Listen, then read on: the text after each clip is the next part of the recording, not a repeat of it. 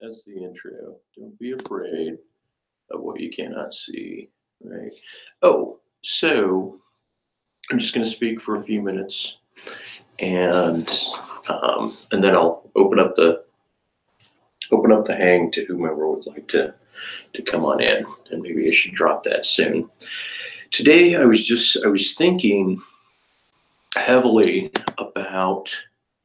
I was listening to the Atheist Experience, and I was trying to think, what would it take to, so to speak, crack the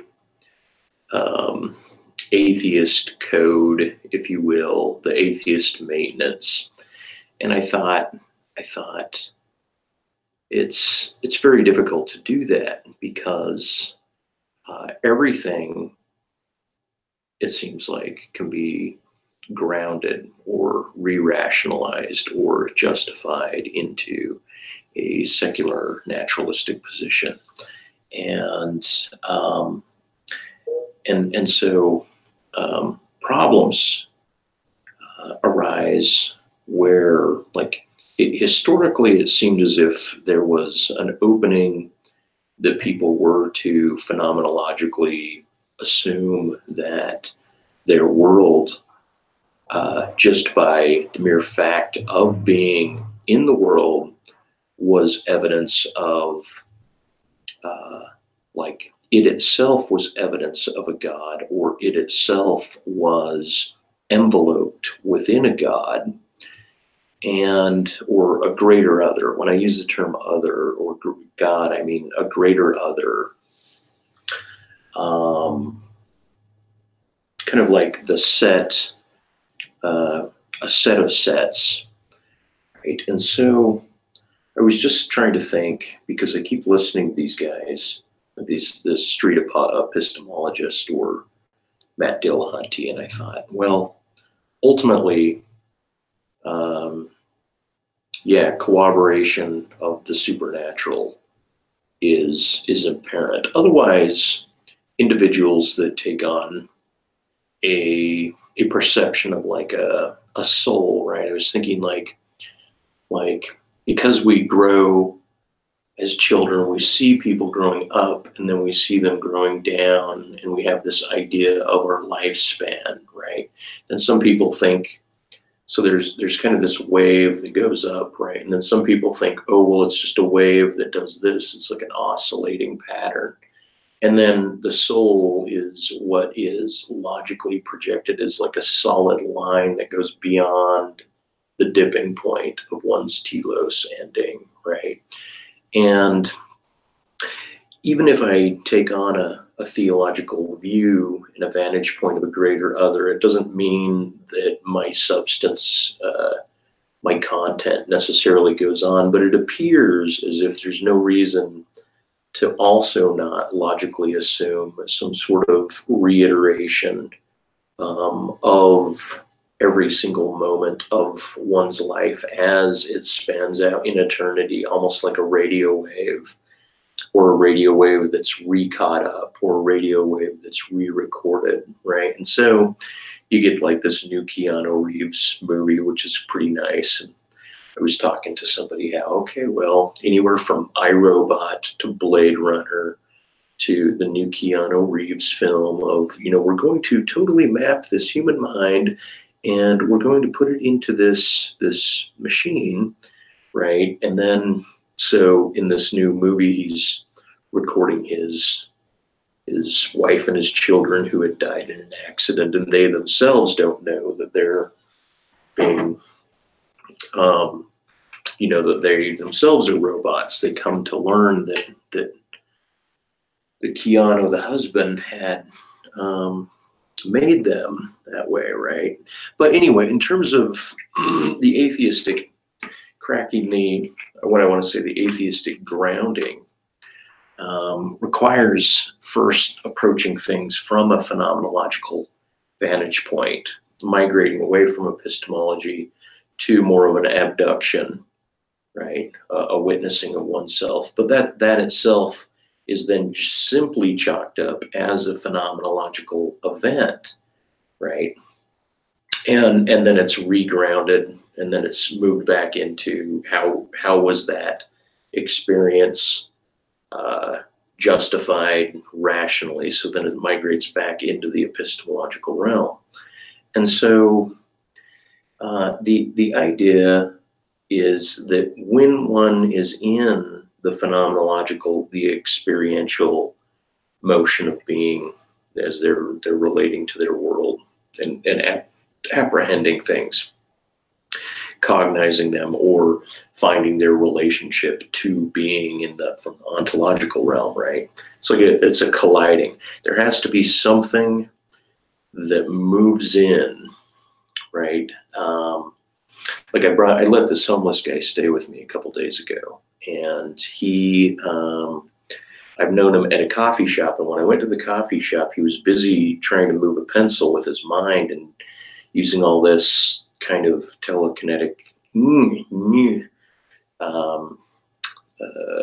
process, right? And at one point, I said, "Oh yeah, I saw that move a little bit, and I saw this little couch thing move over here." Like I was trying to give over where I might blink or see a shadow move, or a wind blew something, as if it was happening, right?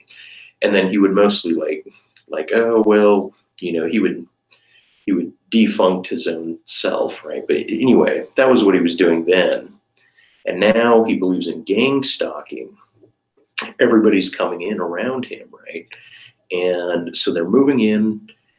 He goes to stores and whatnot. Like, why can't I go into a place and then it'll populate with people? And some of them are gang stalking me, right? They're hired by the government, he says, right? And I had once moved through this discourse of paranoia relative to my environment, right? And so I was trying to explain to him.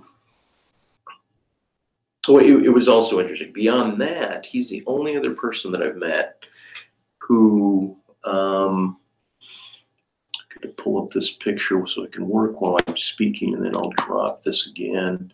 Right, he's the only other person whom I've met that has he had a color theory on cars, right? He was looking at the colors of cars coming by and granting over a huge significance to the cars that were coming by. And I told him how I looked at them in terms of color teams, and how that these patterns can be read, right? It's not just like a lot of the secular atheists will chalk up pattern recognition as merely that, as if there's nothing else to extrude from a particular patterning, right, or an understanding.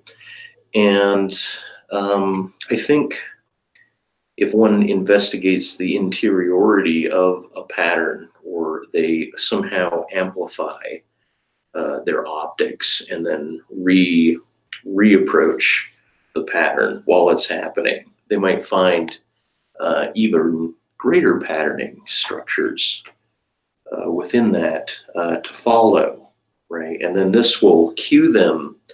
In my world, it cues me into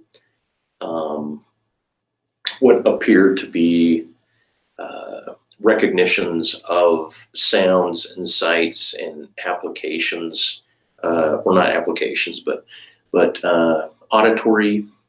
So well, put it this way, because I'm trying to talk about the phenomenal field or the phenomenal realm, right, where you're apprehending your world, right?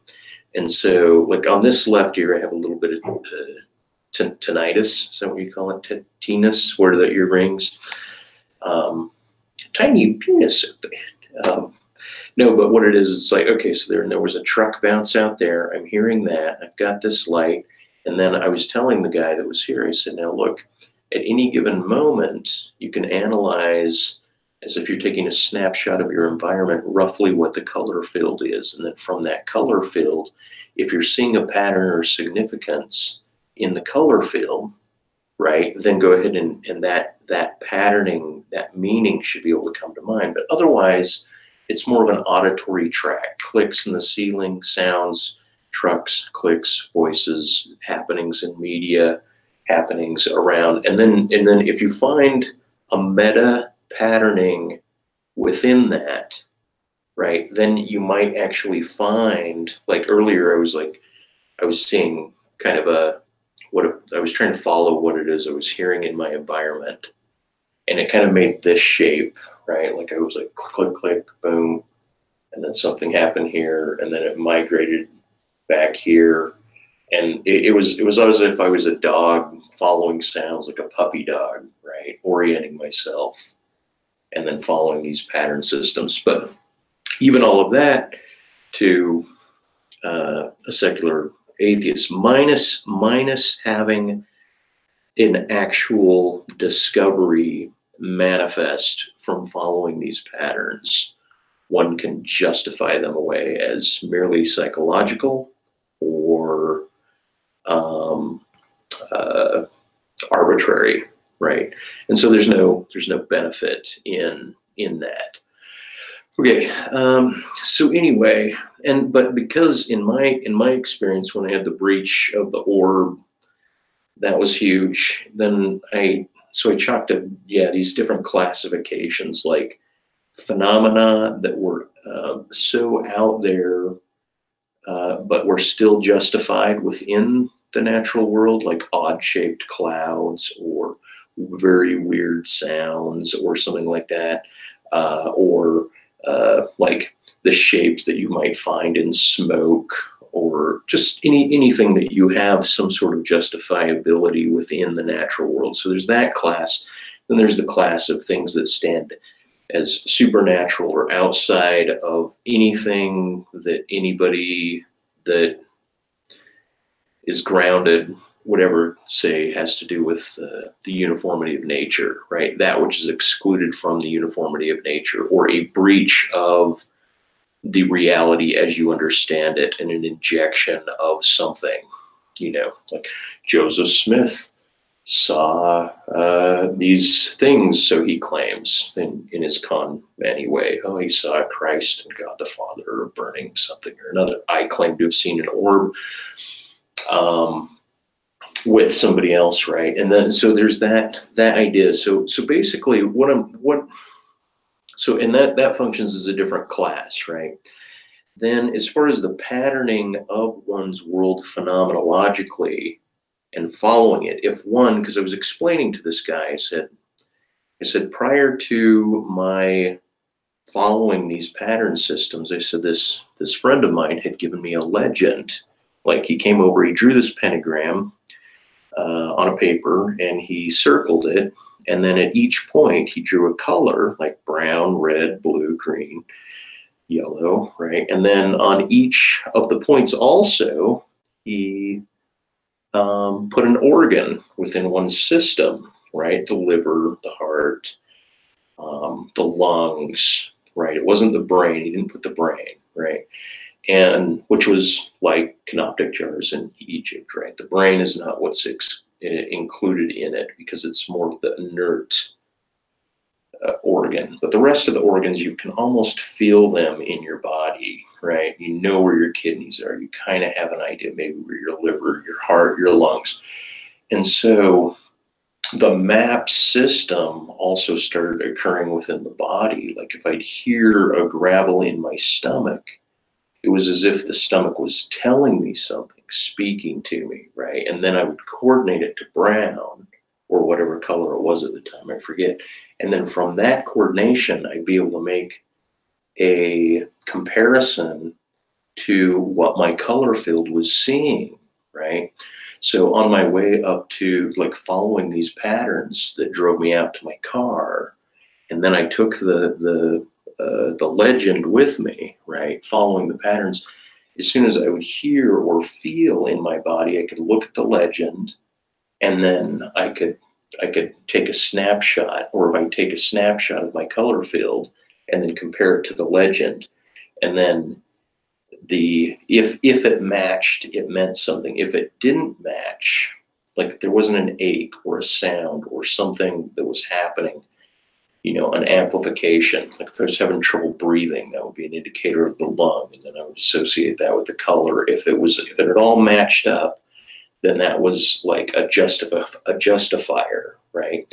So it was as if I was able to take epistemological justifiers from kind of a rational realm and apply them to more of an abductive pattern recognition, right?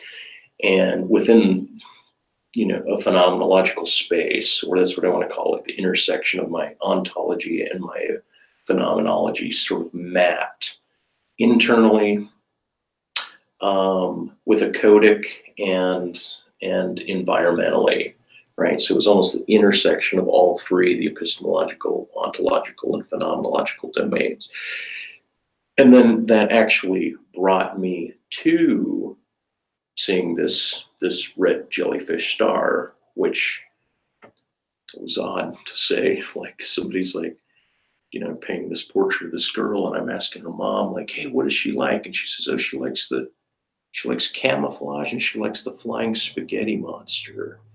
And when she said that, I kept thinking, why do I keep drawing a red star, right? And then I even thought, like, the flying spaghetti monster has been patsied as a myth, but perhaps what it is I saw qualifies entirely as an actuality of the flying spaghetti monster, as a true, like, something witnessable, right? But unlike the orb that just pedestrianly moved by me, this one was a seduction of patternings that occurred roughly 7 hours before, that really accented and psychologically imbued this directionality to me, where then I was reading media and the environment. So I had this guy over who's going mad, and he's reading these pattern signs in cars. Because I was talking to him how even those patternings of cars were like fleets of teams that were isomorphically analogic, let's say, to a radio station, right? And because I was doing this when I was going up there, right? I turned it into football games, right? Or basketball or soccer games. And they would talk about numbers, what their names are, what their numbers are, maybe even the color of their jerseys, how far they're running. And then that would map isomorphically one-to-one with some other pattern in my actual environment, right? And so essentially what I was doing with this guy was I was explaining to him how your actual world, if you take it on as a matrix, right, you're within a matrix, and the events that are occurring are like little tea leaves in your matrix, right? And so it's your job, like a Japanese tea reader, to sense what those patternings are with dimensionality, in all senses of the dimensionality, right? And then it should be able to actually physically guide you, almost like a compass. But I said, I've also gone on complete harebrained travels attempting to resolve this. And I said, it's as if there was an intelligence that imbued this upon me, that led me there, and that it was, in fact, that star that is that same object that pulled me there, which is different than a pedestrian move of the orb, right? So anyway, trying to speak with, you'll get a perennial philosopher here, right, who has a concept of the logical divinity or the directionality. They might have a sense of scope or a sense of geometry of life and patterning, and that is justification, right? And then I'm like a supernaturalist. I would say, oh yeah, I believe in something beyond or greater because of a supernatural breach. And then kind of this, like, you can take a panpsychist view that the world's alive, but then it's a matter of like selective optics. How far do you want to reduce them into classes and sets? And then what is the viability of that, right? And then truth propositions, those are even like little pocketed modules that you're only using for utility's sake. Okay, anyway, that being said, I still am not quite certain how to open like a corridor of dialogue with atheists. When I had called the atheist community for whatever reason, even though I was on the phone with them several times a few weeks ago, before the show started, somehow the call would drop. It would just keep dropping. And it was very peculiar. And I even thought, I need to just go down to Austin, right? And then have my discussions and maybe record them or something with them to find out how I am in dialogue. That being said, I will drop the link to this Hangout. And then anybody that picks this up might want to enter. So let's take me a moment, I think, here. And perhaps the conversation can go anywhere else. Maybe we'll try to relegate it a little bit to the mentionings of this, right? Because this guy was clearly where I was, that he was more out in the perimeter, right? His mind has been blown. He's seeing these patterns, right? And the thing is I was also trying to explain to him about like if everything is being pushed forward causally into the future, right? Like as a mass molecular pushing forward of time, then everything is always adjusting to set the stage for the next moment, right? And then the holographic principle, so to speak, would be the assumption that every minute particle has all of the information of the whole, so to speak, right? And so, like every cell has a collection of the whole, within the whole body is recorded within each cell, right? It functions as kind of an analog of the holographic principle, right? So I'm explaining to this guy, though, I said, there's machines apparently that you can hook to your head where when you're given a choice, right, when you're given a choice between a couple of items in front of you, that the system, the computer, knows your decision before you would claim to even know what it is you're going to pick, what it is your preference of these items are, right? And so, and I was explaining that to him because I was saying, like, his notion of gang stalking, right? He'll be recording people and say, look, that person's going to look at me. See, they are. And then they do, right? Or look, this car is going to come down the way, and it does. Or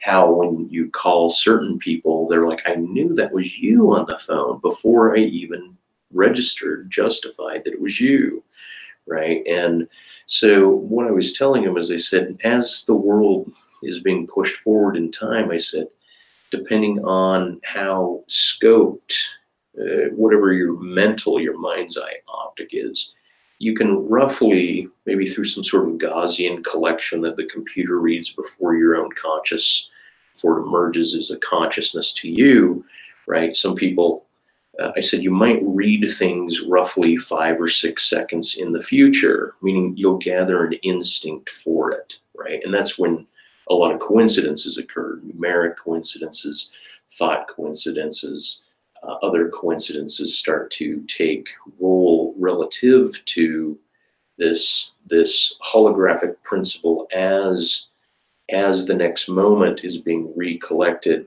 in every other atom in the universe, so to speak. It's has a forecasting aspect to it. Okay, so I dropped the link. If anyone wants in, that's fine. I'm trying to get back here, and maybe I'll play a little bit of this atheist experience just to talk about kind of like the way they relegate their conversation, right? When they meet theists, and they keep trying to move the conversation back to truth and justification of what is true, right? And to me, the Kantian kind of enlightened, God, every culture is pocketed within some sort of background myth that's gained momentum, right? And then it centers itself, its population or its nation or its group upon some sort of ambiguous history of itself, right? And so the Enlightenment in the scientific West and everything that allowed for philosophy, Western philosophy, to generate and promulgate, has its basis, which is, I almost want to call it an ambiguous, arbitrary founding, but mostly it's a type of reanalysis from what one is seeing to what one is sensing, to then how one can grammatically make coherent that particular position, right? And then not only do they have to make coherent that position, but then it has to go on to be reiterable and agreeable by counterparts, right? And so, like a lot of atheists, they stem from a history of either being raised. I mean, normally they're abandoning a type of clinging to religious texts, right, where they've readapted their position relative to it, and then they hold it as a knowledge set just tentatively, but no longer can they abide by whatever the theist that keeps looking at the text is saying, right? And then so when a theist says, "Oh yeah, the Bible's true," or "I believe God made the earth in this period of time," or whatnot, and they keep reiterating the Bible. My notion is more like the Bible being the book or a one book, right? That's kind of the West's kaleidoscope, right, onto that, where Islam would take a different approach, or Buddhism would take a different sort of historic text and approach to living, let's say, as opposed to the Hindis and the Upanishads and a different just the different groupings. Or you could take anything from the voodoos of Africa or Jamaica or wherever any mythos gets set, not only into text but into a passing of knowledge down verbally, right? And so there's a type of maintenance of that text, and then there's an abandonment of the adherence to the text, and then there's the justification of the abandonment. And that's generally where the atheist thrust comes into, or is merely tangential, like, "Oh, I heard that. It sounds like bullshit. Therefore, it's bullshit. I'm not buying into it. I'm not going to spend my time on it." So I appreciate the ability to abandon what one clings to, right? But nonetheless, one is clinging to something, if not the very grammatical structure of the language in which they're using, right? But anyway, concerning the Bible, it wasn't like, okay, even if you consider that a central book or the bibliotech, like the starting, the divine logos, right? Then the book itself is not ending at the binding. The book itself opens into the world itself. It opens into your computer. It opens into labels. It opens into every other text in the world that your soul manifests an engagement with. It also is open to every other dialogue with anybody else, right? Like the end of the word is not the bindings, the beginning and the end of a text, right?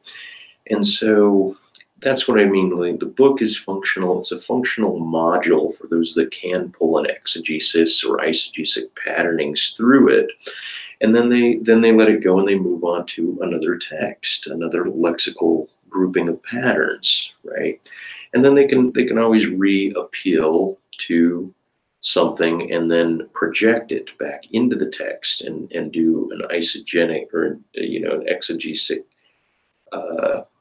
yank, a cherry-picked yank from it, and then do an eisegenic projection back into the text, and then somehow justify it. And then you get these ridiculous Christians that, and I don't want to say ridiculous, but they're attached to logic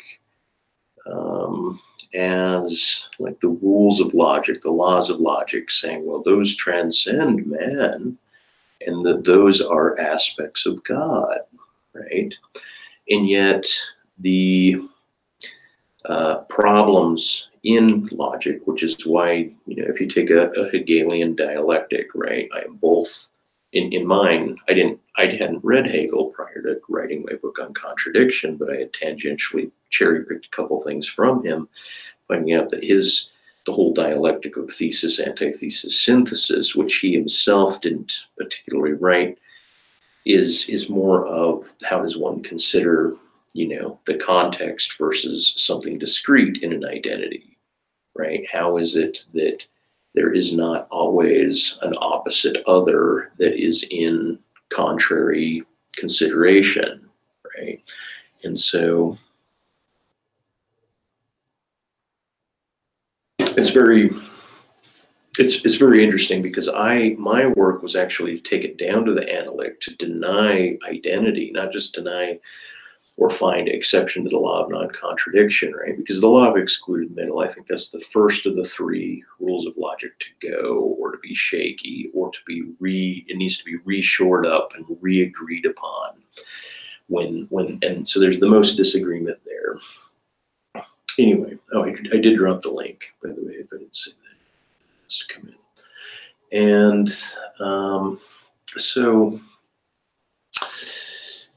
and if you do come in, you should probably speak, because I'm looking at another picture as reference for this painting.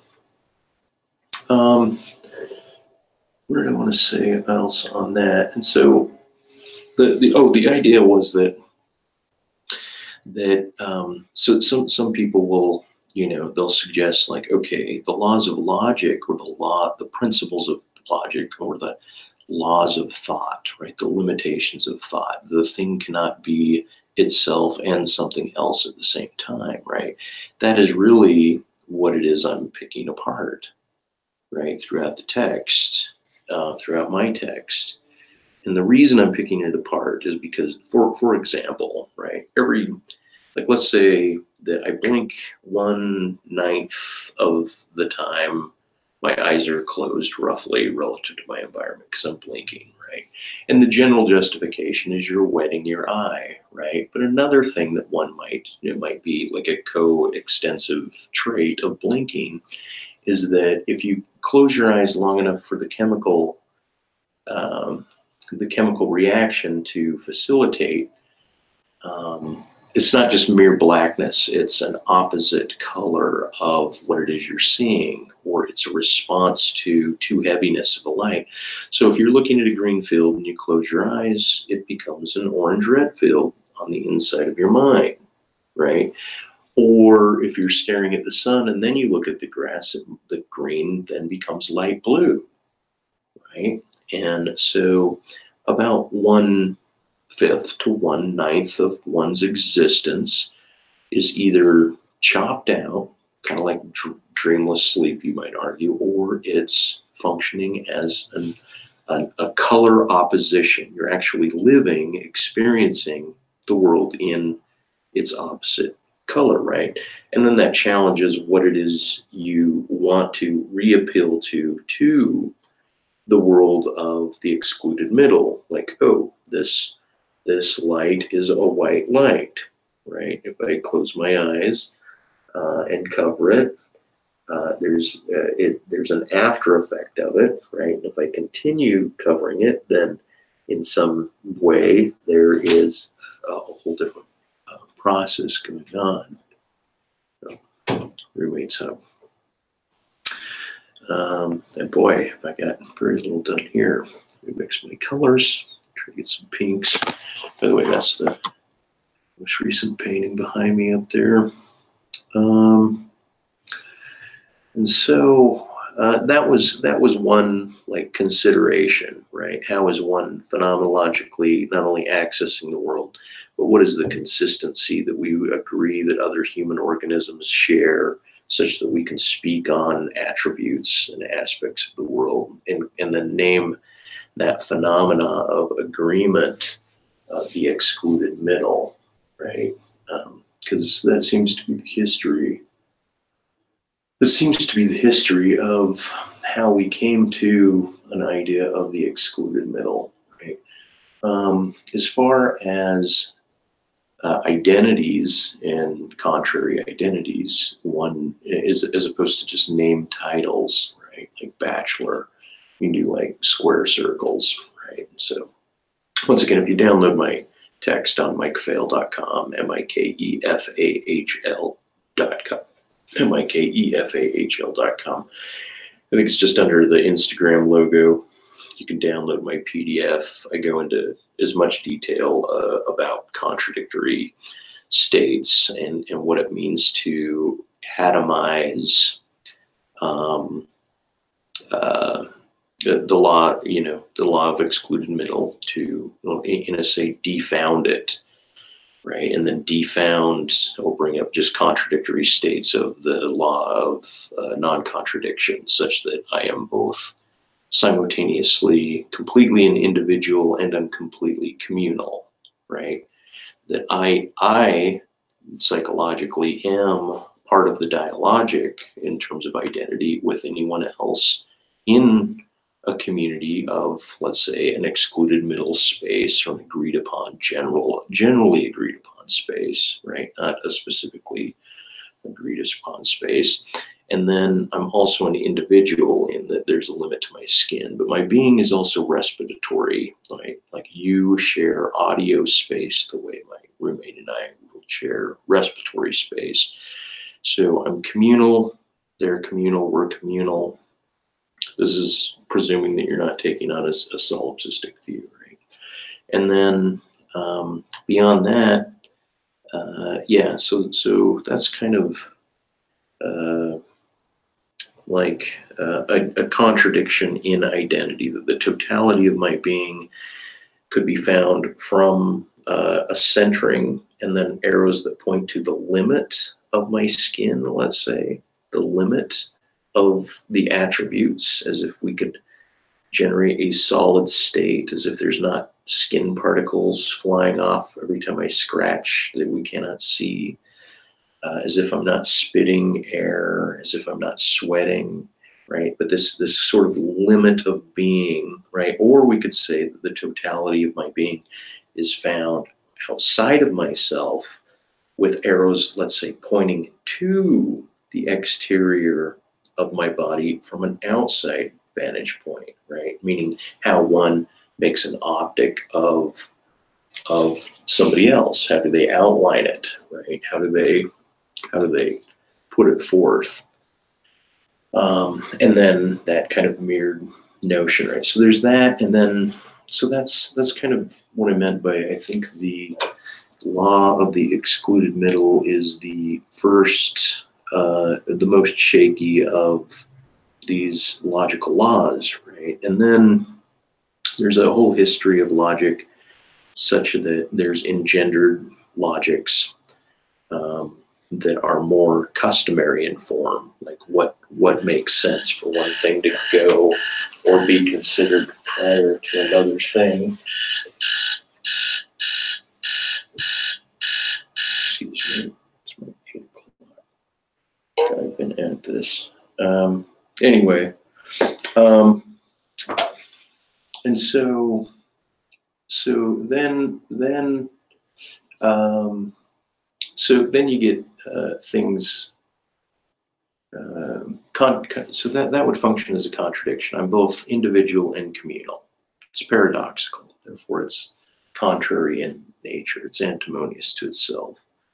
And so, and Hegel generally works from that scope, right? And then you move into propositional logic, right? And then that becomes, I try to move that into not just a scrutiny that's accepted, but once again, kind of a step back and reapproach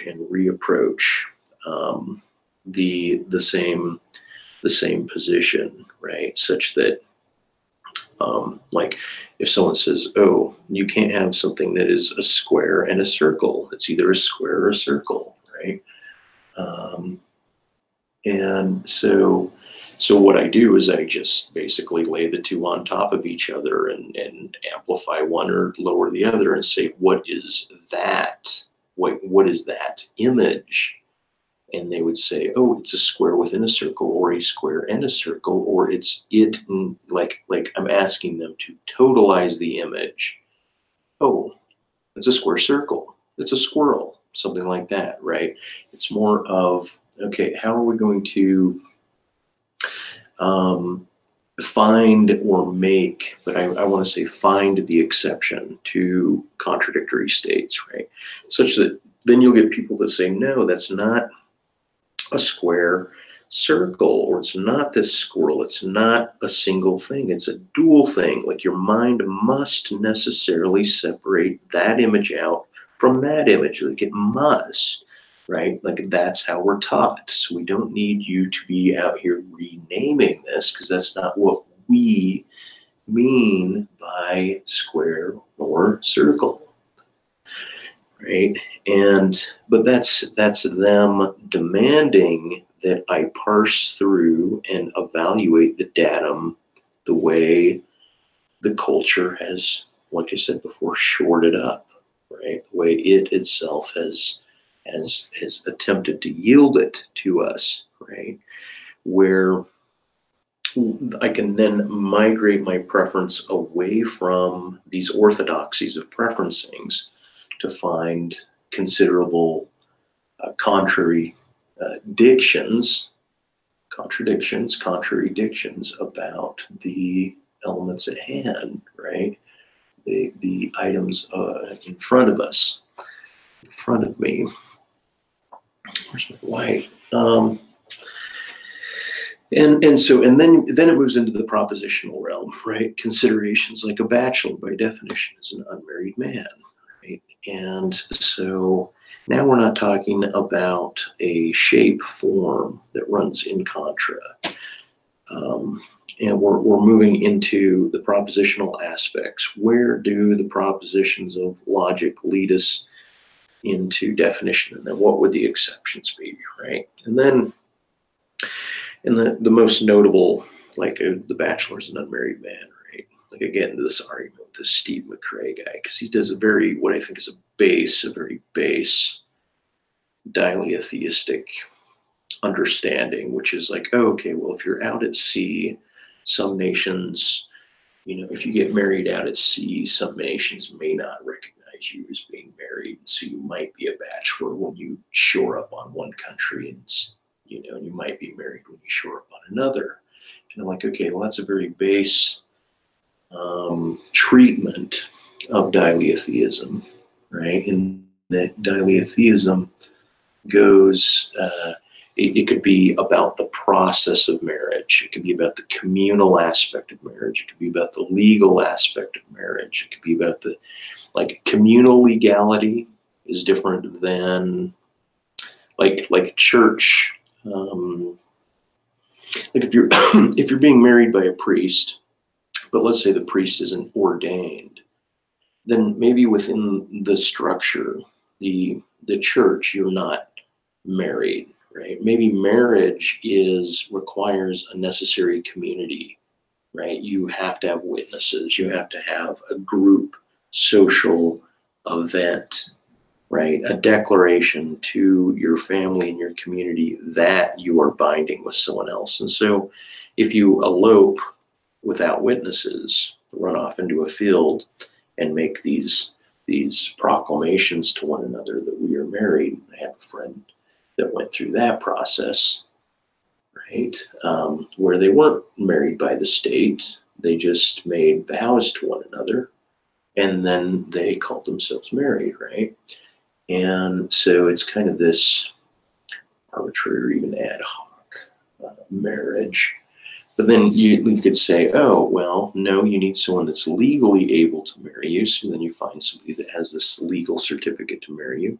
And what happens if they marry you and then you find out, oh, that license to marry you had expired, right? But the whole community thinks that you're this way. The church or whatever thinks that you're this way, right? Then there could be some issues there, right? And then, like, if the bachelor iterates, like, instead of, do you take this, instead of affirming the commitment to the wife, let's say the bachelor simply clears his throat, but it sounds like an affirmation, right? In that particular case, the whole community or whatnot might proceed forward as if the affirmation was correct, even though internally he knew he was merely clearing his throat.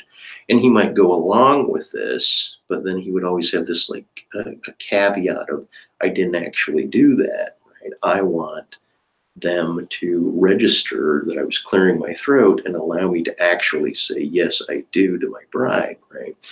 There's these these aspects or previous promises that might overshadow a present promise. Like, if a woman, she promises somebody she will only marry a Jewish man, for example, right? And then she believes her husband's Jewish, but it turns out that he's not, right? Then does the previous promise or declaration or contract to herself somehow override the marriage in her mind, right? And so a dileotheic, and suppose all of this marriage is also on the high seas, and so there might be conflict of the land that you land on, or maybe the age of the person isn't under some sort of admiralty law, right? Just it comes down to parsing the context of both the event and then the definitions of absolutely every attribute that one can imagine surrounding a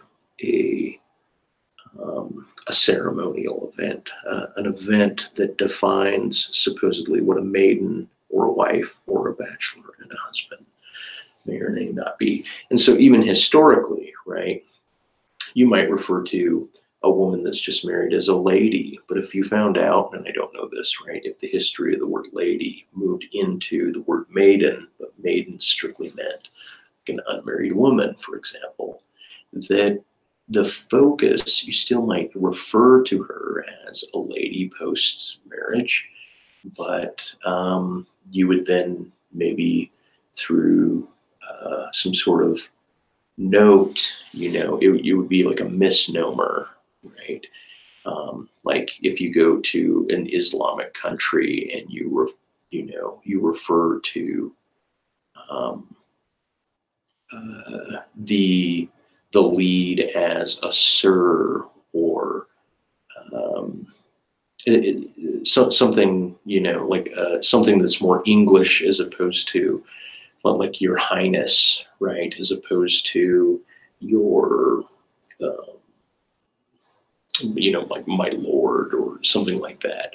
Then there's historic misnomers that come along throughout the embedding of languages. Like, oh, somebody says swine as opposed to pig or hog, right? That the word swine has a different etymological history. And so then one could get tied up with the attributions of preferencing the bachelor versus the husband distinction more so than the maiden versus wife distinction, and then allow themselves a variance, kind of a caveat of future use to refer to a wife as a maiden still. That's strictly hypothetical, but that's to show out how the divisions can manifest, right? How you pluck apart such things, right? And so the whole point, though, with the contradictory set of bachelor would be to develop all of these multivarious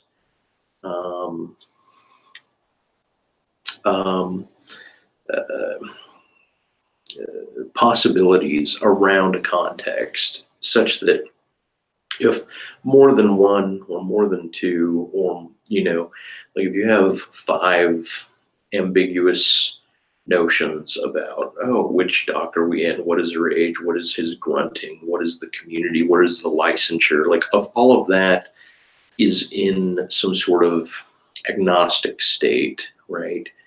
Then you're as good to call him married as you are to call him a bachelor. That then you have a and not a simultaneously, a space where you have this contradiction, right? And so, and if God is all knowing and logic is from God and so forth, then um, then God also believes in contradiction or has contradiction, right? So, but then the history of Western philosophy, as it critiques the orthodoxy of the Bible, like, no, God only knows truth, and it becomes a matter of truth questing. What's true, right? And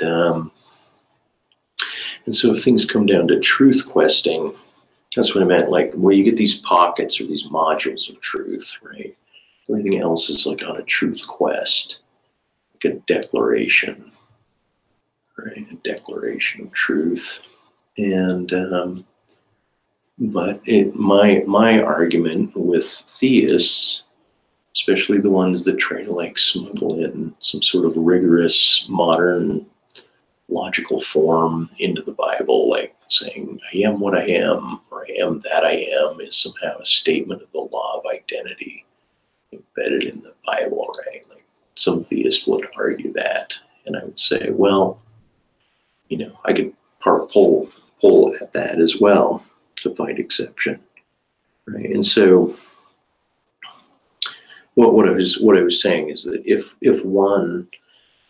someone wants to, if you meet theists that adhere to that, or theists that say God only speaks truth, and I would say, well, then it is true that there are true contradictions. Or I would say something like, it is like the pushback is God knows all true propositions, right? But I would also say, being a dialetheist or a contrarian, embedded contrarian, would be God also knows all false propositions, right? In that God knows all imaginations, right? And my theism now is that however one holds themselves epistemologically against the world has very little to do with kind of like the register of one's being as soul. Like, my soul is X, Y, and Z. And by soul, I mean where one finds themselves as subject to themselves, right? Where they're always eschewing or attempting to exclude anyone else's definition. So then you get the feminine subject, the masculine object, right? And then you get identity politics that reign out from the feminine, right? And so then you get the left, like kind of this co-opting of left as an objective democratic politic and policy-oriented description to let's impose a communal reapproach from the subject, from the feminine, if you will, that identifies from the self's declaration, right? And that abuts against the historic shoring up of, even left-right paradigms are objective legal policy structures that affect us externally to us, right? That we don't want to embed, and that's the whole Jordan B. Peterson, like, you don't want to embed in law something that is subjective and variable to the individual. Otherwise, then it just opens up like a free reign. But it's also what is being demanded. And this is what they mean by the preference away from the patriarchy, away from the objective, a preference towards the interiority, the center of the feminine womb, if you will. The women as, I think it's yin or yang. The internal is the yin, the external is the yang, and so. But that's what I mean by the modern, like when you say, oh, third wave and fourth wave, feminine waves of politics. This one was simply where, like, the Hegelian dialectic of contradiction and so forth eventually it requires you to focus then on the process of your own thought, and then step back even from the process of your own thought, engage what that is doing. And that becomes a subject of one's subject, an internalized witnessing of oneself meeting paradox, right? Attempting to resolve it, right? And so that's the navel, if you will, into the feminine as subject, something to that approach, right? And so it's to attempt to resolve contradictions down to the idea of saying, okay, let's just talk about a variable of A, or P or X, right? Such that you could say, what's the case? It's this. It's for all like functions in math, for all x's, meaning all, the function is supposed to be distributed generally and globally and infinitely as a general for all x's, x equals x, right? And that's tautological. And then on the flip side, you do f of y. For all y's, y equals y, right? But then that one is not tautological. Well, what would be the difference between those two, right? And it would be the presumption that the notion of a generalized infinite, it cannot, meaning it would run into set theory, classes and sets of cases, right? Such that you would have in the X class, it's an open-ended infinite generalization, but in the Y class, you cannot close an infinite within a set, right? So you generate a symbol, a static symbol that symbolizes the infinite, but that symbol, the symbolization of the infinite, is not the same thing as the variability of being able to cherry pick any element from an infinite, right? And that's where this contrary gap lies. That's the problem between Frege and Russell and their writings there, right?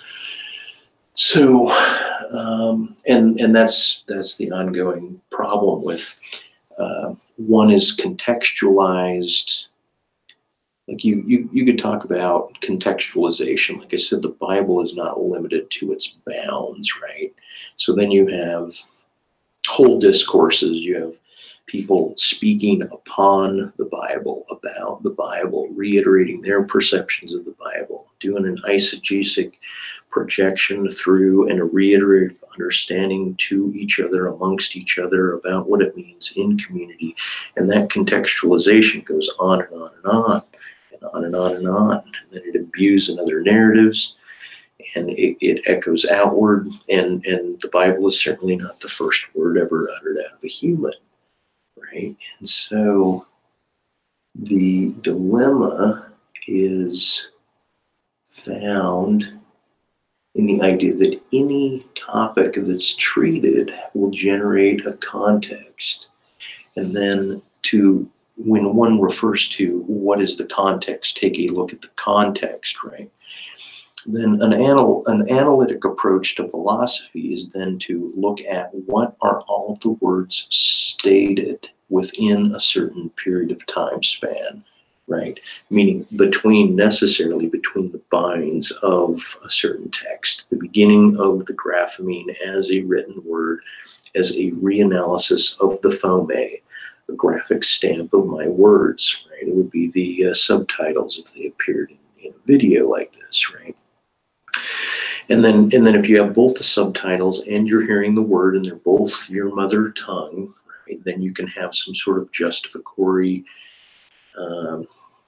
connection to the two, as opposed to reading the subtitles in your mother tongue of a foreign language phonically.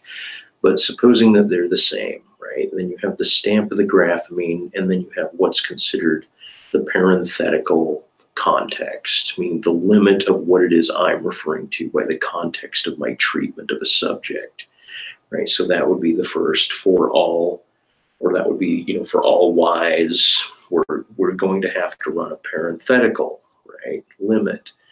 And so the problem with the symbol of a generalization, right, you might even have an absolute, the backwards E, like something it's unique to this set, and then you have to have another one, it's an E with an exclamation point, the absolute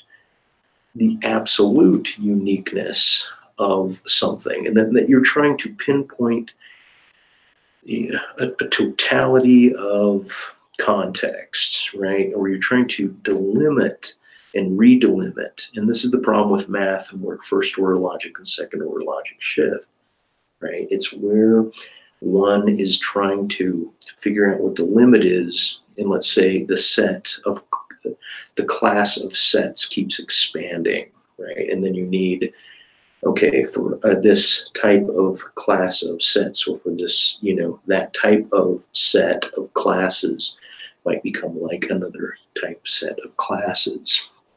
And so, anyway, that's, I mean, even Russell agrees that there's, this is the problem with the phenomena of our language, right? And it's a contradiction within mathematics. And Frege worked on that. And then, of course, Wittgenstein just basically tried to hey, let's just noodle this down to truth table functionality. And so he produces the modern truth tables, right? But as far as set theory and these valued logics, there's still a problem within these resolutions, attempting to find oneself resolute, right? And that's why I'm like, well, even in math, even in analytics, even in propositions, you can inevitably ebb and flow between concretizing the parenthetical limit or allowing the parenthetical limit to have some sort of expansion or permeability to it. And so the idea of attempting to both find a beauty in the analytic,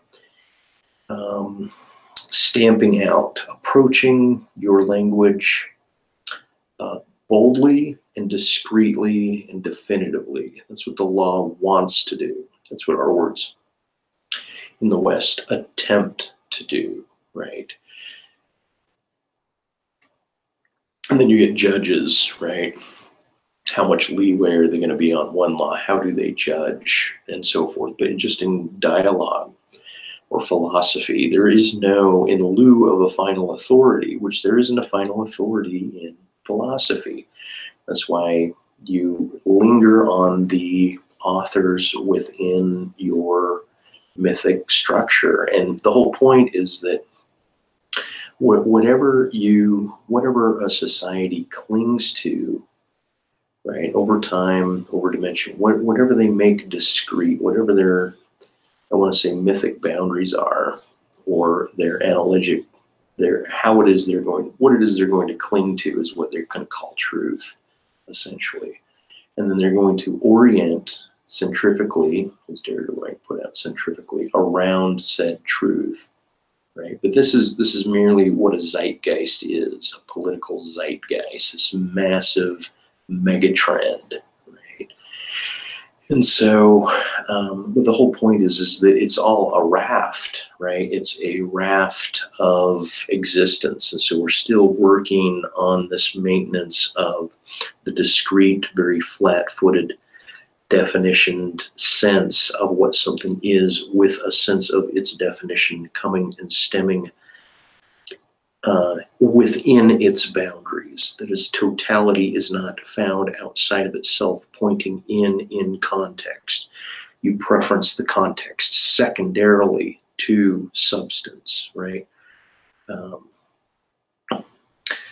I mean, when something dissolves in water, when a rock eventually dissipates in a stream entirely, if you will, over time, or someone dies in an entropic state, right? You can still cling to it historically, and that's the other thing. Is like, how do you talk about, a historic personages like Lincoln, for example, and say, "Oh, what a great man." Oh, but he also disjunct and tried to make this greenback, and that what a son of a bitch he was.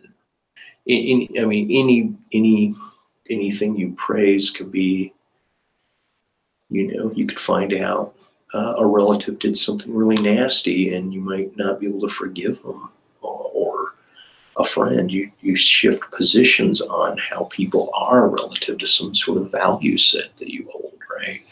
And so what's happening in the world now is this huge meaning. There's new conversation, and there's new preferencings of conversation, because the Americas were founded in the way that they were founded. You could say that the specter of Obama as being the first non-white or black president, even though he's, combination. His alleles are at a frequency, but he's still name titled based on his phonology, and generally we'd say, okay, he's the first black president. So the specter of Obama echoes globally now from the world power system, such that the maintenance of what's called the cisgender white class of men is necessarily, that's why they're like, hey, don't mansplain to me. What that means is don't speak these terms as this person, because we're busy as a context of humans coming in to narrow and not only delimit the limitations of your speech, but to note it as such, right? And then preference the new dialogue to other people, allow other people their dialogic functions, a preference for their voice, and then what that manifests into is a preference for ulterior cultures, like the idea of, hey, let's just remove science itself as a discipline of the Enlightenment of the West, of the white West, so to speak, becomes under fire, right? As its generative expression came historically this way. And so then there becomes like a war against the artifacts of a culture as the preference is migrated to subject. And then you get the defensive moves, right? And the reposturing and the resolidification of, no, this is the case, this is what we must maintain. Because if you pull away enough of the undergirding of a raft, it will sink if it can't displace its water and support itself, right? But these classes of the undergirding, being other humans, have in a way had enough. So what happens is you get, hey, let's throw up a border wall, and then let's have migrant caravans, right? It's more like, and then you get the protectionisms that's coming in, like, okay, well, you guys do realize that you're going to tear down these statues. Your attempts to do this are going to rip away the Western world. Like when I went to Egypt, right, very Islamic, there was an argument between the Muslim tour guide and the Egyptologist, this Jewish ex-Christian Jewish man, that were arguing that the people that tore the phallic, the penises, off of the high relief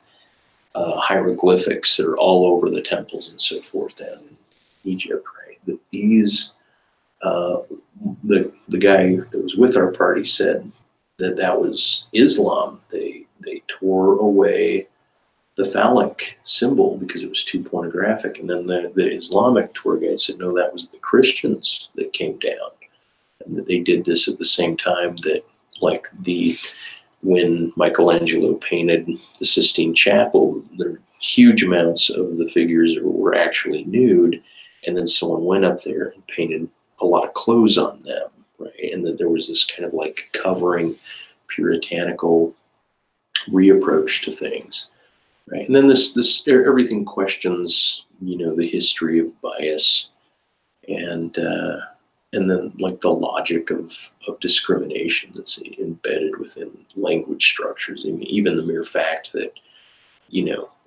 the dark is considered that which is scary, right? The black markets, the dark night, like things can attack you at night, right? And then that gets propagated onto, oh, individuals are dark or they're black, therefore connotatively if they speak English or any of the Western have that imbuement, then they themselves are guilty. Not guilty per se. Guilty, when I say guilt, I mean they're subsumed within the connotation.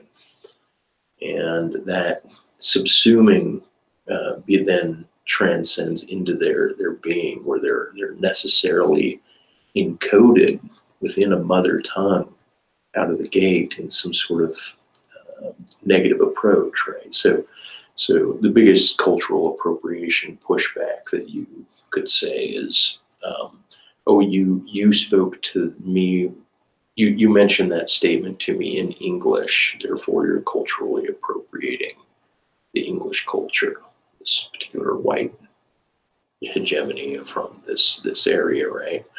And so there's really no escaping as long as one's mother tongue remains of this dialogue, right? Because perhaps the more crepuscular or nocturnal creatures or oriented hunts that tribes or equatorial tribes, I would imagine, South America, Africa, so forth, when they're at dusk or at dawn or doing night hunting, if you will, which you might think is a real rarity, but perhaps it occurs.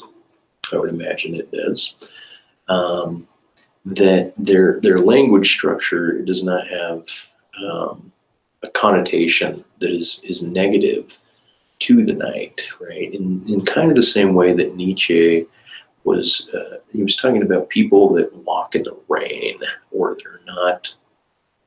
they're not hampered by walking in a world that has rain upon them, that they're to grips with the idea that this is just mere wetness upon them, right? And that they're not somehow sheltering themselves as if the mere wetness itself is a threat to being, and yet we've taken on this idea that one must escape from the rain. And so if one can maintain their being under storms and under reconsiderations, then we can find, hopefully, a new recentering. But it's kind of like when STEM fields, math teachers and so forth, or scientists are being eschewed and kicked out of their positions, or they don't want to be in it because of this idea of this cultural feedback, right? Then you're going to get this dissonance that occurs from anyone that's within the group that's not, on the right, if you listen to, I'll call it the victim Olympics, who can be more victimized, right? Because they're basically watching the reverse gradation occurring, right? We're all kind of witnessing what's happening, at least here.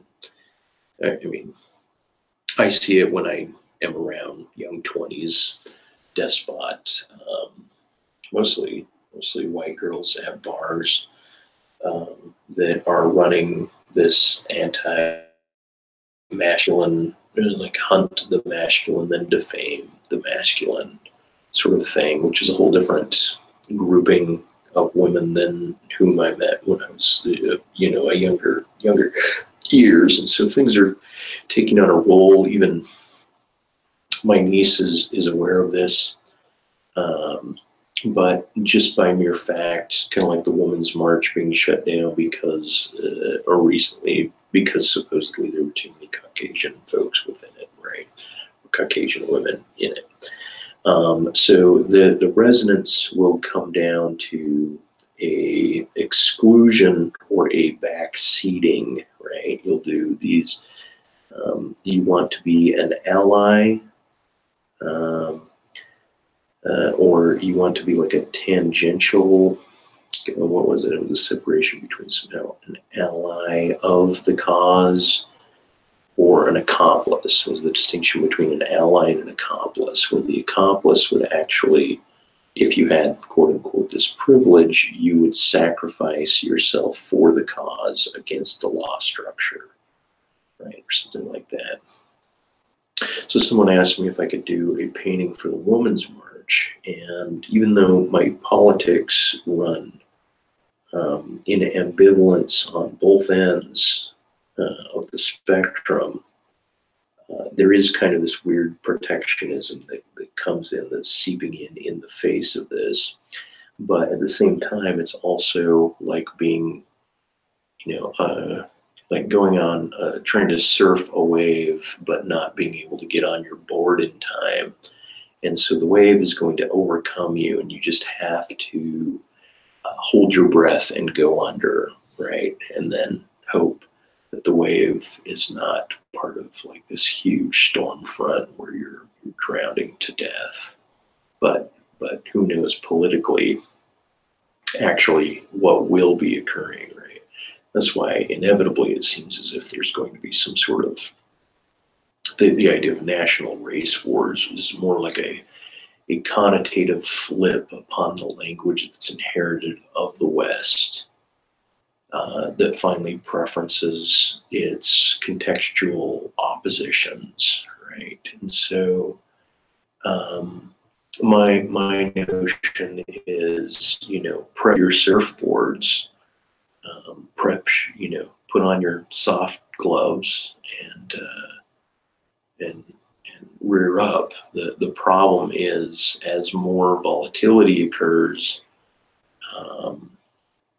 like the Muslim woman in Congress, or more women in Congress, the press for women in arts and so forth is really coming up. Like Sundance, I just put in a movie for Sundance, right? My documentary, which is also on the MikeFahl.com site for any of you that want to see that.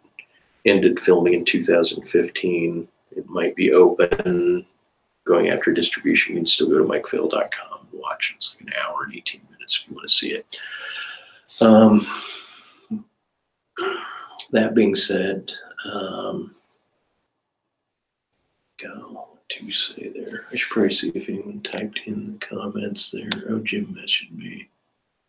Let's see what's going on. Perhaps, let's see. To open this, maybe there's even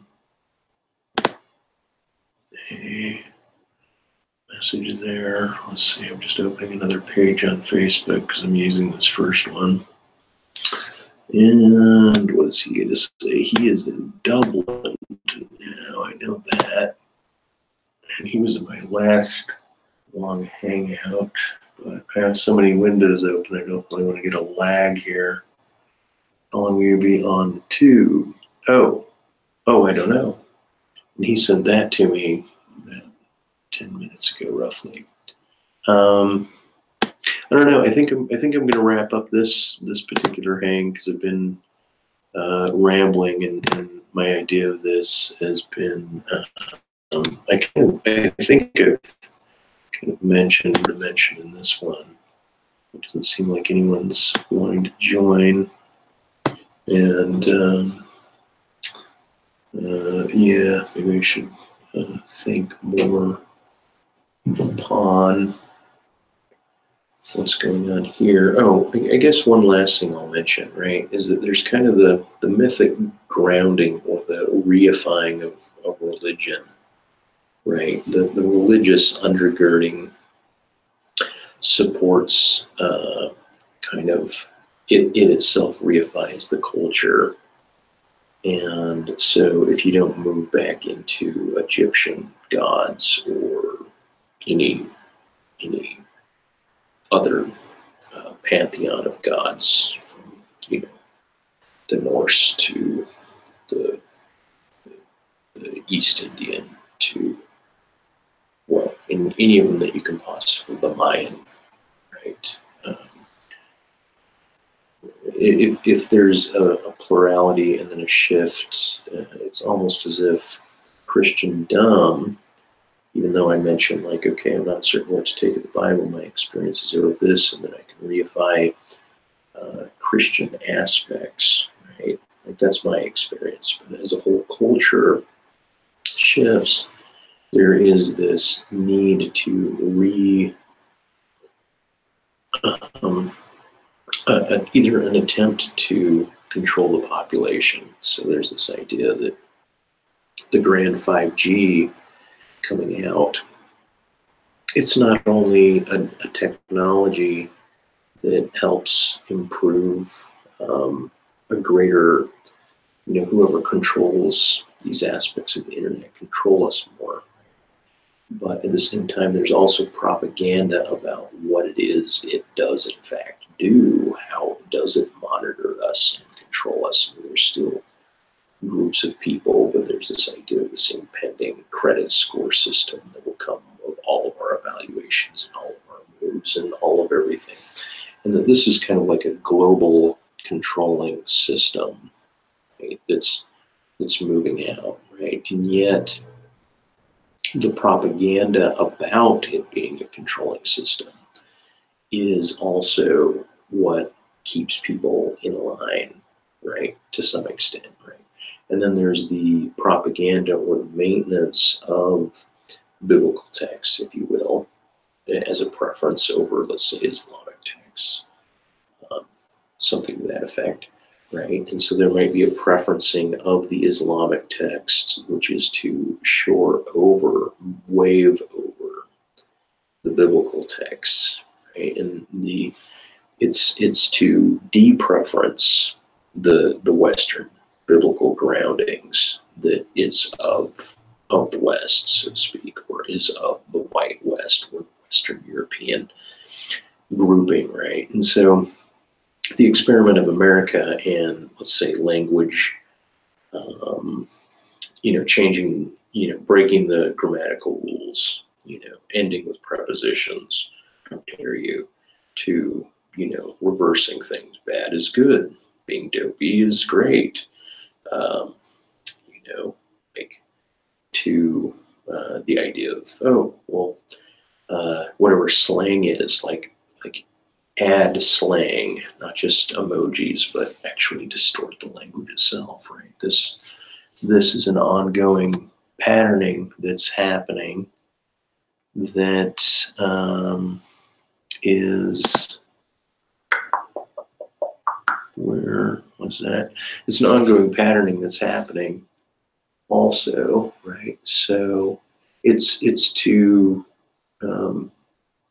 meaning we're definitely going through this huge motion where I imagine what will happen, will there'll be kind of like the right says, oh, feminists are going to eat themselves, or the left is going to eat itself. Well, kind of that Ouroboros, the snake eating its own tail, right? It is in the works, but then whatever happens after the snake eats its own tail, right? There should be some sort of cocooning event, not just like an artifact, but like making primitive the world, like a anarcho-primitivism. Seems as if it's on the wave front, right? And so there's these pockets of maintenance where this technology and the Western motion of like economics, the Adam Smith kind of reign of capitalism, as opposed to the preferencing of the working class, where most Marxists just deal with theory and then point by point application. I was also arguing with someone like Derrida, the whole idea, well, Derrida doesn't claim, like, he notes Marx as a enjoyer of Shakespeare, So he does the specter on Marx, right? But he actually warns of neoliberalism, Derrida does, and he describes Marx as not the all Marx did was make notes on labor theory and on an idea of communism as an idea for, right? But that what was actually going on in Europe at the time was kind of a recognition. And like all he did was articulate a motion that was already in motion. And the name title of communism was, predated, was a predecessor to Marx. So in a way, he just solidified a certain, something that was to function as a compendium for oneself as they moved into criticism of the Hegelian idea of like the worker and the owner are submitted themselves to the same.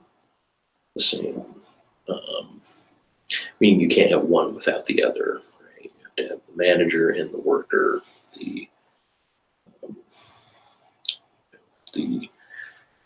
master and the student. That dichotomy, right?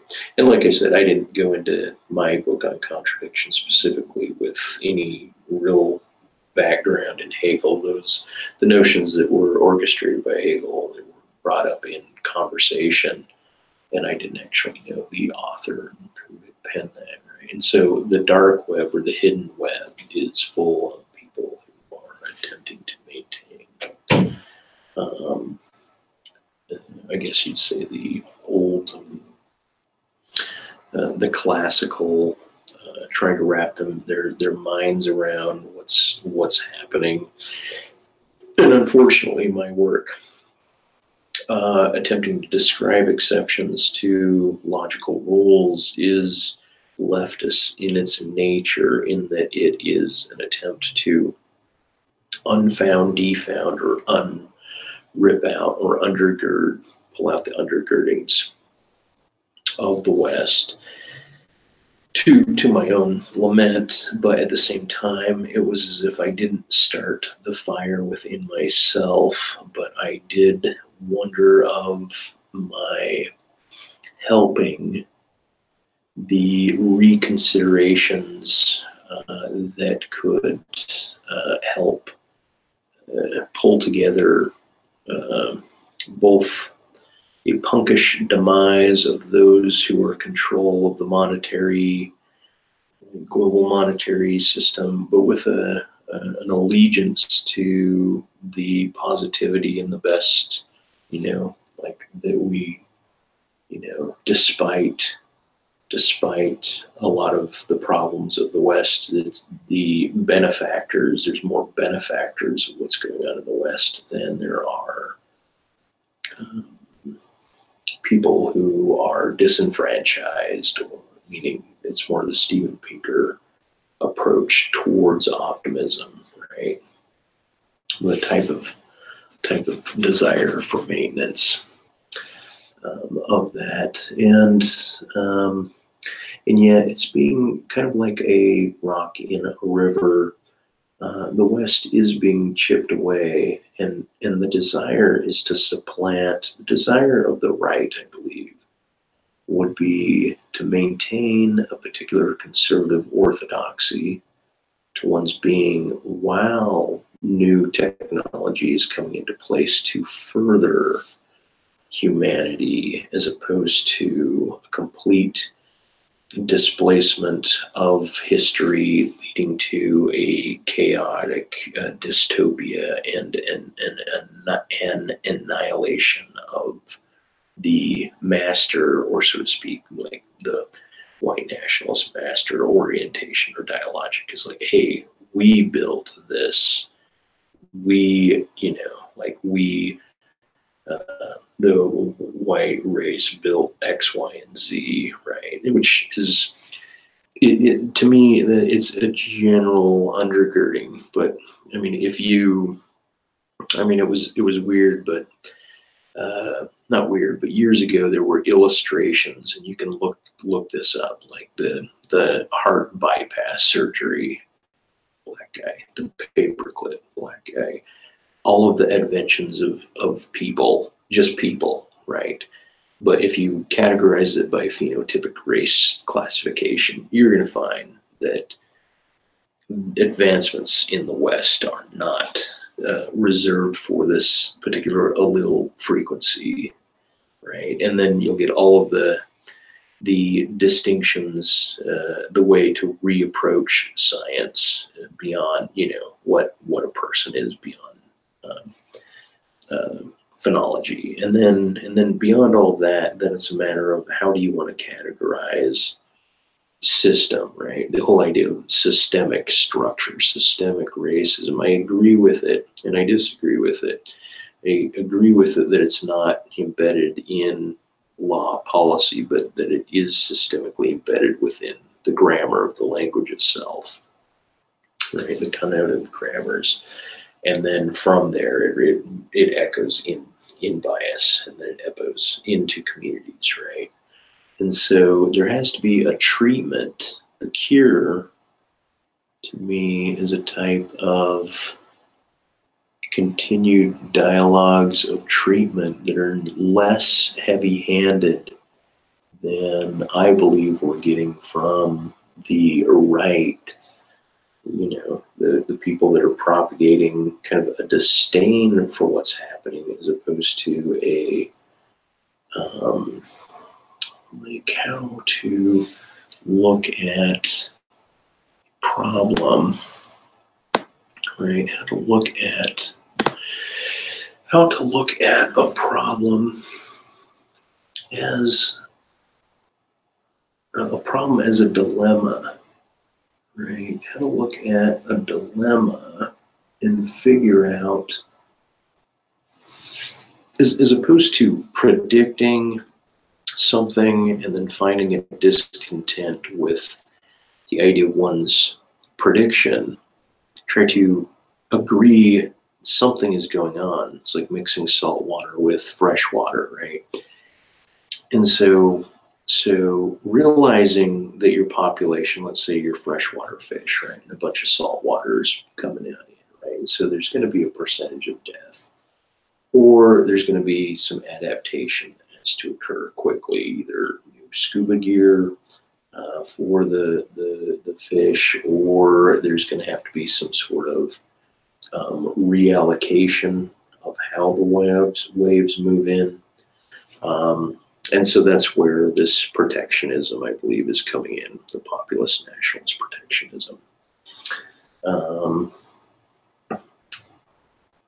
In terms of, the southern border wall and that being considered racist and problematic in that realm, right?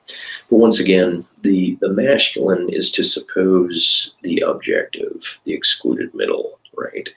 To ground in that as policy structure, that the agents move within the parameters. That's like, we're okay with immigration as long as it's legal immigration, that type of thing. So that's their stance on it, even though the legal history can be underscored, like, oh, well, before 40s or something like that, there was like the first notion of an illegal immigrant was levied against Chinese populations, if this narrative is correct, right? And that in order to stay in the country, Chinese people had to formulate a business, and that business had to be vetted or signed by 2 Caucasian men. And so a lot of Chinese restaurants populated all over the country in the US, right? Something to that effect. And that was the first decree of what an illegal was historically, right? And so you find the history, right? Because the idea of a spectral history is always moving on the z-axis. The x and the y, that's the presenting of the current motion in time. The z-axis is us moving through time, the echoes and the waves and the specters of the past that leak into the present, right? So people's identities can be sought immediately with kind of a future orientation, an immediacy to the world like a child, or they are gripped within a recognition of the waveforms that are imbued upon them as a history, as a people. Right? Howardson's A People's History of the United States, right, underscores and defames things like Columbus and shows the bad attributes and the savage attributes of the conquering of the land. Not conquering as a noble thing, but conquering as a noble thing, right? And it did make me wonder, because I did hear that the first groupings of like tribal councils, Native American tribal councils, were often run by, at least on the East Coast, by groups of women. It was women that ran the tribal councils, but men as chief had a particular functionality to them as well. That's the thing, is there was a sexual balanced integration that was not with this very heavy-handed, the powers of the West. And so anyway, folks, we're all on this like sliding, we're all sliding into the future. And the net makes the world appear smaller. The access of localized things become globalized, and then they become emblematic.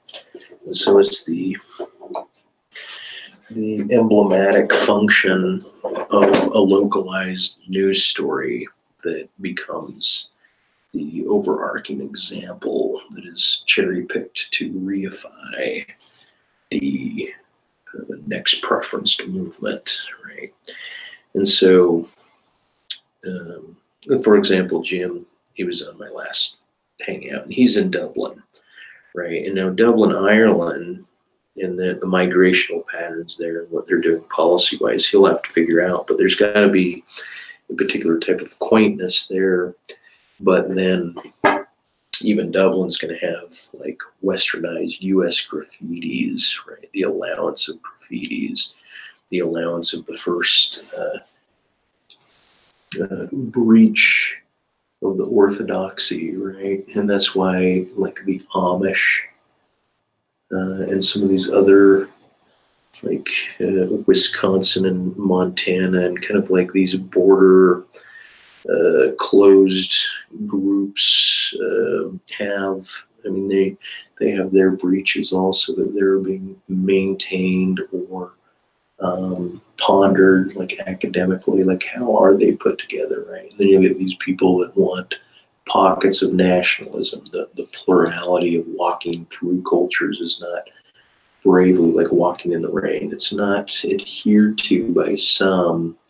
They're too bounded to the projected discontent of walking amongst the other as the other for the next generation, right?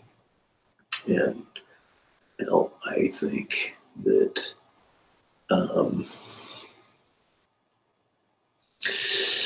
I don't. Yeah, it's tough. It's tough to assume. It's tough to wonder. You could even say the specters of 9/11 would be waving in time with the idea of like a fight club, future fight club, where there's this collapse of building structures, collapse of banking system, right?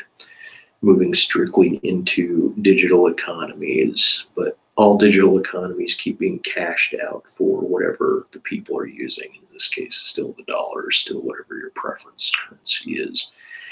And so there's even a displacement of that, plus the way, then you take the definition of a dollar, right? And then it comes down to how it's printed, right? And then you end up getting counterfeits. And so then the dollar has to be reprinted or recalibrated or readjusted such that it appears as if it's variable, such as jargon is variable within the language,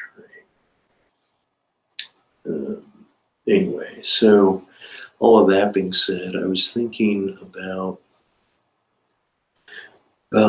policy structure and what law looks like. If Trump is in for, he's in for the next 2 years, provided he's not an assassination, he's not assassinated, or provided he's not, loses his bodily functions, more than likely, he's got a good shot at another 8 years, unless there's some sort of thing going on, like the probe against him, right? The idea of impeaching him is merely rhetoric now, power rhetoric, and it's being sought. It's not like there's not things that could be levied against him, but it's about whether or not it could be actualized or will be actualized. And so, yeah, it's very weird. It's very weird. I don't know. I've been thinking about the Hawaiian woman Harris. Right, she could fulfill kind of a leftist approach to politics, while fulfilling, meaning she fulfills the feminine aspect. She comes from an island specifically, so she's got that idea of what a shoreline looks like. And she's also, I think, I don't know her ethnic or racial heritage particularly, but I think it's, I don't think she's Hawaiian. I think she might be Hispanic. All I know is I watched her on Joe Rogan, and I think Jimmy Dore was talking about her, and she seems like she's progressive, and I do the idea of the risk game, like Trump, to see Warren go on Rachel Maddow and affirm that she agreed that there should be a pullback of war, the risk game of American imperialism has come to its limit, right? Like even Trump trying to solve the crises of America or move more money into getting his wall, if you will, a nationalistic protectionism. Right. I think he's calling down the war to move the money into getting his wall, right? Because now it's like America needs to take on its own defensive posture, right? And then it'll continue as its melting pot. The academic and the propaganda and the wave of preferencing the women and the minority over the grouping or the preference, check your preference, check your privilege, right? White folks. That wave seemingly is continuing very, very heavily. So it will put men and then white men in the back seat. And then there should be this rollout of technology that's occurring at the same time that somehow starts to solidify the next zeitgeist, and huge discontents should happen there. Because who knows what's going to happen then with gun laws? Because people say, "Oh, we're not in a democracy." Oh no, we're in a republic. No, we're in an oligarchy. No, we're in a plutocracy, corporatocracy, oligarchy. Our law structure is both, like we're trying to integrate it both internationally and nationally. You got somebody like groups like Islam, where their religion requires or has aspects of it that necessarily are political in nature, so they're outbound politics.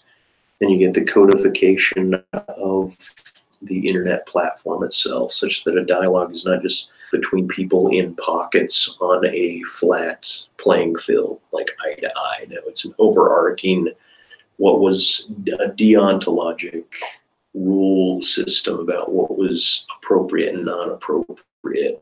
Like this kind of ambiguous space is becoming codified, and so the ambiguity is not, it's disambiguated, and then it itself will be codified such that Apple's CEO would, being gay or whatnot, and pushing the agenda of acceptance or non-bullying, and then the controls on speech. And shit, I just went to this comedy club last week, and they were saying that the guy that was running the show took the comedians out, even though it's like amateurs, like open mic night, and which I like to consider my podcast. It was open mic, some mic, it's open mic, right? But anyway, and he said, "Look, guys, we need to have a clean show here, right? Or I'll shut you down."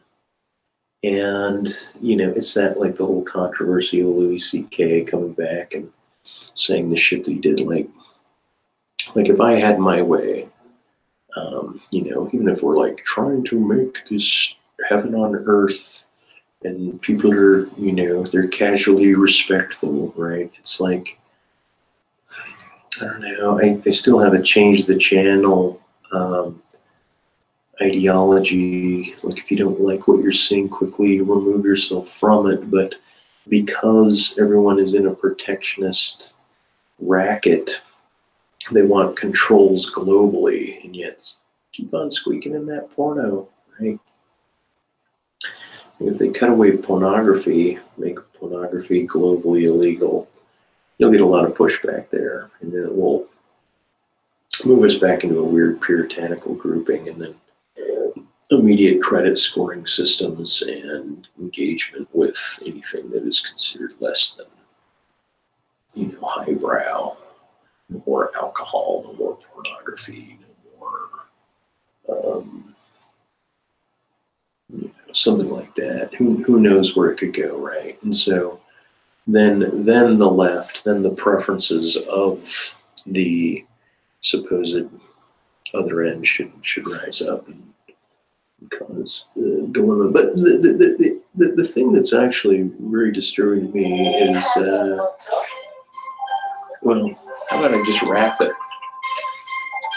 Right? How about I just wrap this bit of beeswax up?